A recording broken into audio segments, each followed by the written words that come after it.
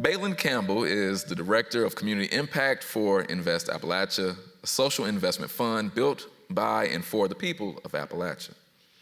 Originally from Hazard, Kentucky, Baylen brings experience working as an economic development and social impact practitioner.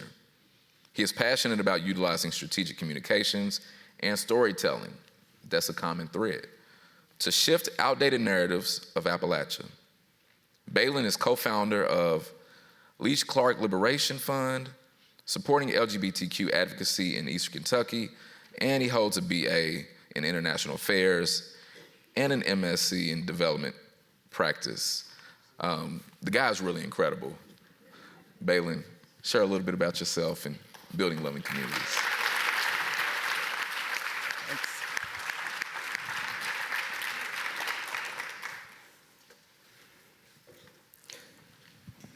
Hey folks, how's it going? So good to be here with you all today. As Charles said, I'm Baylen Campbell. I am based in and originally from Hazard, a small town in the coalfields of Eastern Kentucky. I am a first-generation college graduate. I was raised Baptist. I'm the son of a contractor, so I've been thinking about how things are built and connected and where the strengths are and weaknesses are and trying to understand how all of our systems work pretty much my whole life. I'm gay, and I identify as a proud son of Appalachia. Professionally, I have somehow found myself in cahoots with an intersection of nonprofits and different initiatives, all with Appalachia in its name. It's really confusing, even for me. I co-founded Appalachians for Appalachia, or A4A, which is an advocacy organization working to advance civic engagement across the region. Studio Appalachia, which is a rural design studio based out of the University of Kentucky's College of Design. The Lige Clarke Liberation Fund, working to support Fabulachians across the region. And while I wear many hats, I am the Director of Community Impact with Invest Appalachia, which is a blended capital impact investing platform, working to move money into the hills and hollers in West Virginia and the Appalachian counties of Kentucky, Virginia, North Carolina, Tennessee, and Ohio. Because these are the communities almost across the entire nation that have historically had the least amount of investment, but the most extraction taken from them. And today, our financial systems inherently associate rurality with risk. So, in short, I try to advance economic justice during the day, and I too stir up good trouble in my free time. I come to this work really having embraced trying to take leaps of faith throughout my life. Growing up in Eastern Kentucky, a place of rich natural beauty, also has a lot of challenges. The challenges related to the extraction of our natural resources, multi-generational poverty. We are the testing ground for the opioid epidemic. For many Appalachian folks, we were consistently told growing up that if we ever wanted to do something with ourselves, that we had to leave the place we call home. Growing up gay in Eastern Kentucky, I also always felt a little bit out of place and grappled with the concept of ever being able to have a really full and fulfilling life there. So after high school, I left. I went about as far as I could go. A leap of faith to go abroad for a year ended up turning into 4 in an undergraduate degree, which ended up turning into 2 more years abroad in a master's degree, and some other rambling around. Honestly, if you commit to really finding cheap flights and will put your entire life into 2 suitcases for 6 years, you can cover a decent amount of ground. But eventually I found myself in New York working in philanthropy, a space that I didn't really understand or know or really have a desire to be in. But in the course of that, I was able to meet a broad cross-section of movement leaders, faith leaders, and organizers with the sole purpose of my job trying to advance how we build those bridges and connect those divides. In the midst of the pandemic, I decided to take one more leap of faith, and I moved home. And I'll say it was really the scariest leap I think I've ever taken. It kind of went against everything I was, in a lot that was instilled in me growing up. Also, weird anxieties and fears that I hadn't really felt since I was like a closeted teenager, all bubbling to the surface. But I'm happy to say that it was one of the best decisions I've ever made. Over the last 3.5 years, I've come to see firsthand what it means to be in and a part of a loving community. And the first thing you need to know is that that takes time. So 10-ish years ago, people in Hazard came together to say, hey, we want to revitalize our downtown. This has been historically the heart of our community, but it's been hollowed out with the rise of big box stores, the downturn of the economy, and out-migration.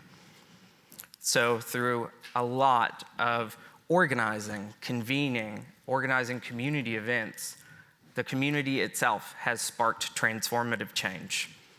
I'm very proud to say that since the beginning of the pandemic, downtown Hazard now has over 45 new small businesses in the downtown area alone. Yeah. The majority of which are women, minority, and LGBTQ-led businesses, social enterprises, and nonprofits.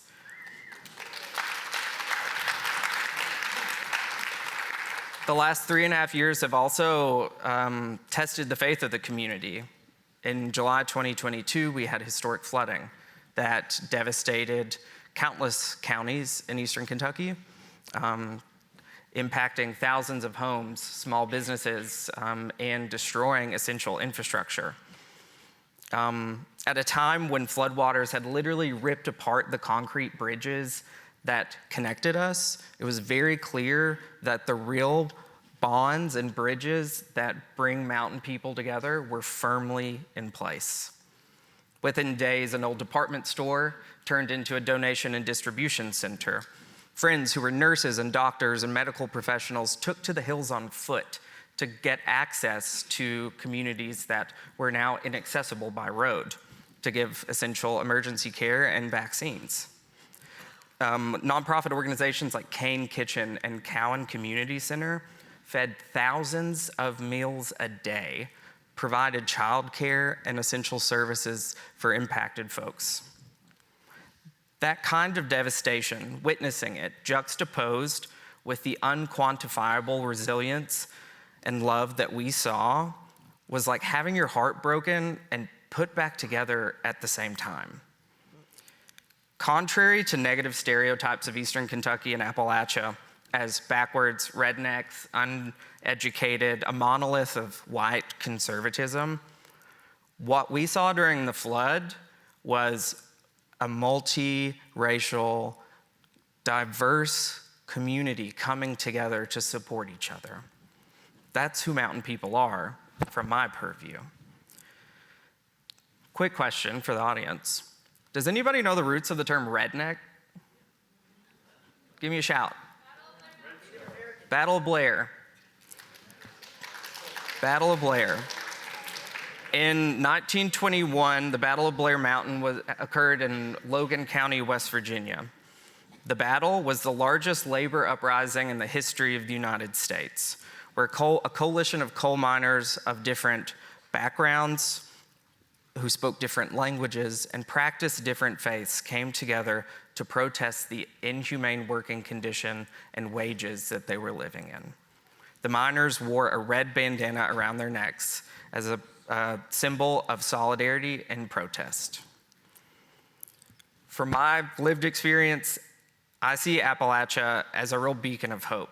Historically, the region's people and resources have fueled the growth of America's economy, and I believe it's going to have to play a pivotal part in saving the country as well.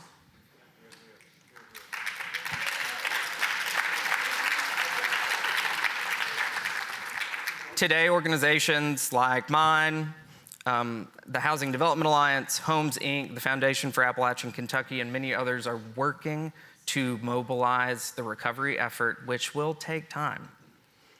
But since moving back to Kentucky, we've seen Organizations like Hood to the Holler, Surge, and A4A work together to mobilize folks across the state. And I think that is no better represented than in the recent governor's race, where we literally saw a bridge spanning from Letcher County to Louisville. Yeah, come on. I often say the biggest part of my job, regardless of what hat I'm wearing, is to connect folks. But simply connecting is not enough. The social and relational bridges required to cultivate real loving communities, bridges that can weather any flood, require intentionality and a steadfast commitment to ensure that everyone, regardless of who they love, where they come from, or how they worship, we have to require that everyone has a seat at the table. And we have to move our resources and spend our time to ensure that those folks, that our entire community can write its own next chapter. I believe we're seeing that in Kentucky. I'm seeing it build across Appalachia. And while there's a lot of work to be done, when we talk about loving communities and building bridges, bridging those divides, the best place to start is in your own backyard. And when someone tells you no, just because it's always been that way, just remember, that's not a valid answer. Thanks.